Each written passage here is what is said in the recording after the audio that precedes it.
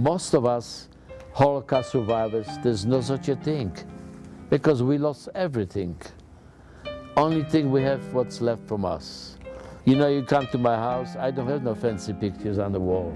I keep my family pictures on the wall. I talk to them, but I never get an answer back. It's sad.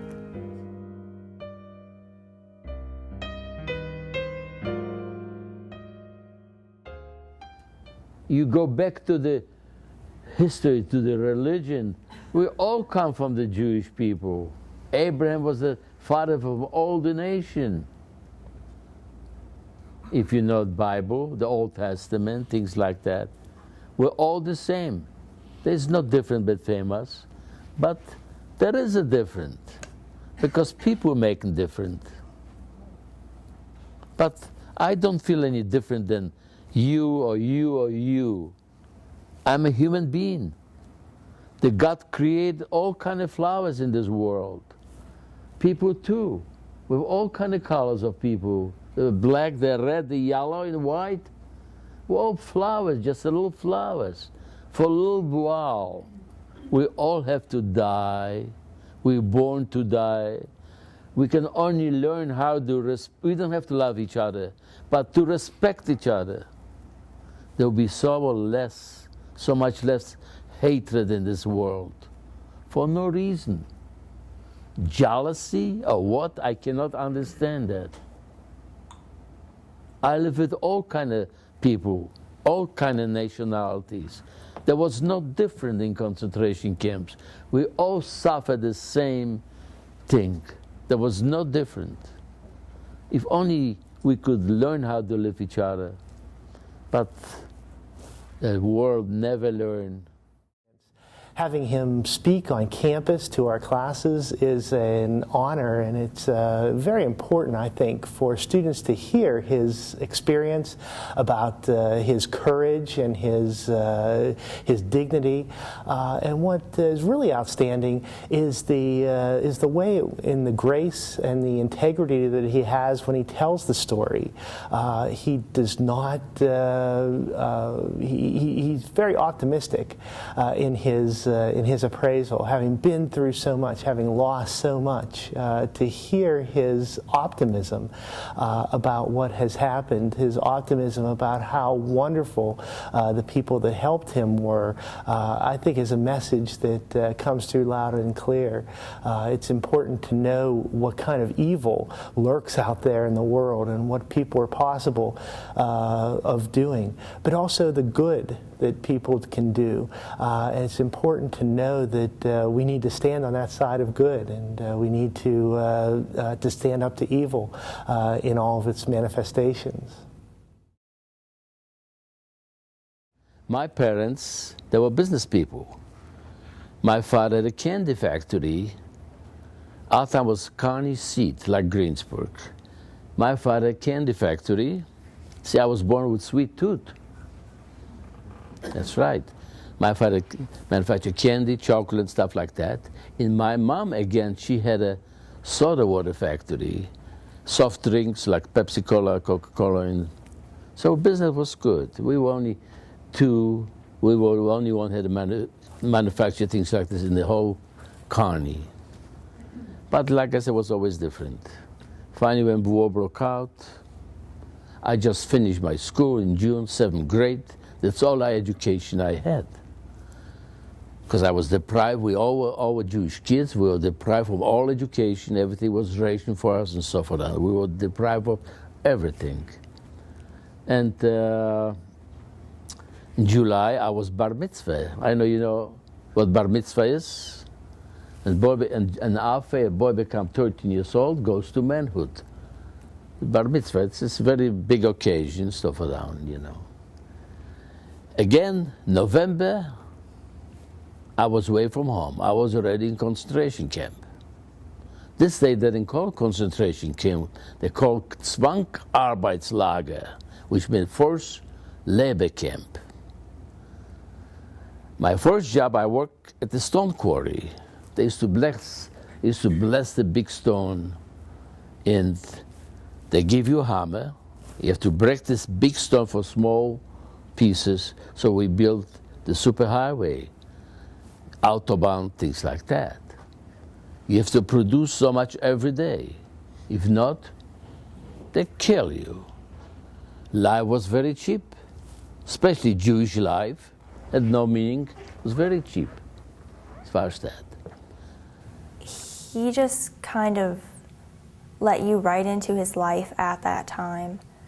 In 10, maybe 10, 20 years, there won't be anyone around anymore who can testify to these things that happened. And I feel really, really blessed that I had a chance to listen to him speak and to get firsthand the things that happened, because then I know that it's the truth. So I spent some time in this in Krakow Plaza for about a year. I never forget one time a fellow escaped from the camp. He was captured, so the whole camp had to report on a courtyard. They call Appellplatz. We had to watch. His verdict was to be hung. So the commander came in and made a big deal about that. Put this poor fellow, before he put him on a gallows, they punished him with the whip. He was down on the floor, they beat the hell out of him. Then they hang him. As soon as they hang him, the rope fall down, broke.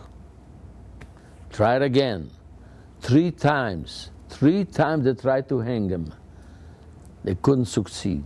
Finally, our commander, he got so mad, he took the pistol, plugged him right there. That's what's going to happen to all of you if you're going to try to escape. Things were very, very tough. Hearing him speak this time my senior year was actually the second time I heard him speak as a student at Saint Vincent. And I think the first time I heard him, I just really couldn't comprehend everything he said. I'm not sure if my mind hadn't developed, maybe through different coursework and just maturing as a student at Saint Vincent. But this time around, and being part of this Faces of Battle class, I feel I was really able to grasp, not entirely, but at least some of the pain that Mr. Mendler must have felt as a prisoner and as a victim of these crimes of hate. And this is my mom with my little sister. My sister was 9 years old, beautiful little girl, then had a chance to live. This is my mom. She was 42 years old when she was killed. And this is my brother. He was 17 years old, 18 years old when he came to Auschwitz February the 2nd, and he died March the 23rd from heart failure. That's me right there. I weighed 75 pounds when I was liberated. Now this is 2 American soldiers. This fellow down there, he took his shirt off his back, took us from the barn, wrapped me and carried me on. And I have the pictures here too. That's what they wrote in the back of the picture. I took the picture of this Manny Messing. He just passed away. I found this guy, he was in Latrop a couple times. He died. I was searching for these guys for so many years. Thanks to Dick and his group, find him. And when I find him, he gave me the telephone, I call him up. I recognize his voice right away. He lived in Baltimore. And my son lives in Washington, D.C. This was on Thursday. Saturday, I was in Baltimore to see this guy. So I went to an hotel and we made a date. We meet in Washington, D.C. I took my family with me and so forth on. And I came a little bit early, I wait for him. As soon as he opened the door, I recognized him right away. So you can imagine what a celebration we had. You know, he only said to me, "Boy, do you grow up." Because, you know, I was only 18 years old kid, you know, in this days I was. And thanks to guys like this fellows here sitting, over there, American GIs, I'm here today and talk to you. They are my liberators. They are my heroes, I want you to know. They fought for me. There's still, you can, here in this United States, things didn't happen. Propaganda, things didn't happen. How many thousands and thousands American GIs never came back? They fought in Europe For who? For me, for my freedom. Like this guy is here, sitting here, and the others. I'm very grateful. I could never repay for them.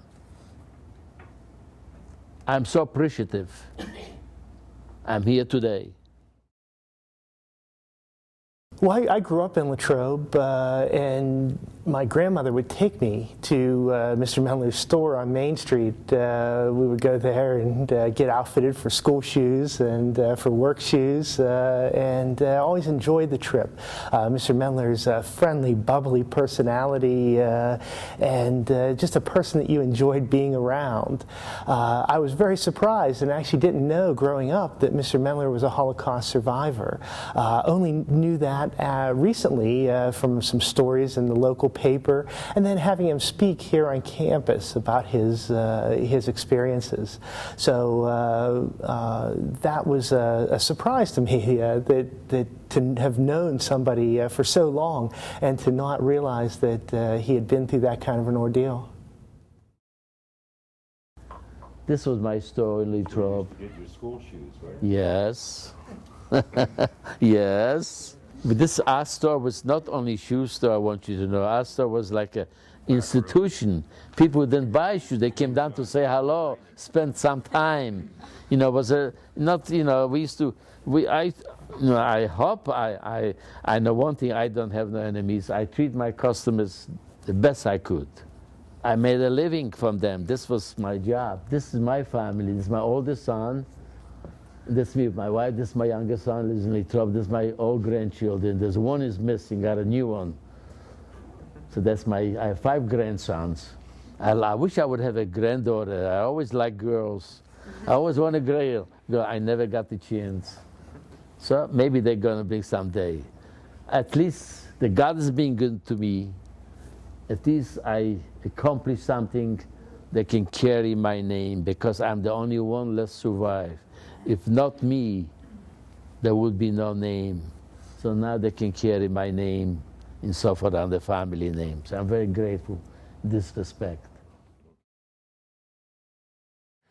I think this opportunity to hear him personally, not just on account of the History Channel or some other form in the media, does have the opportunity to shape us in a world where suffering is often minimized.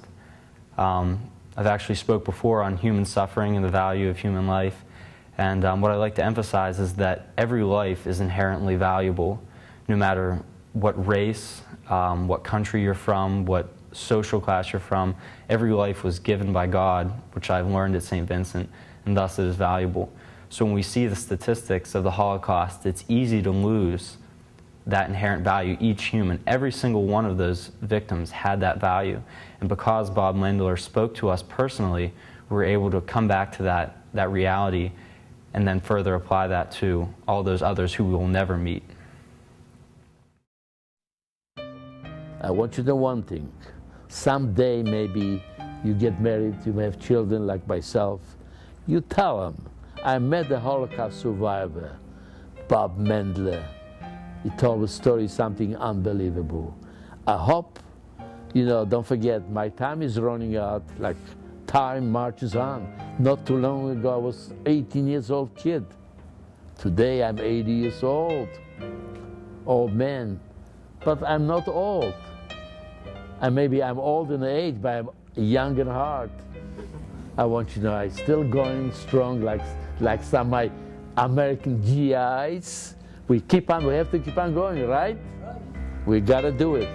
So I appreciate it very much to give me a chance to express my feeling a little bit, to be with you, and I hope you remember that. And I thank you very, very much.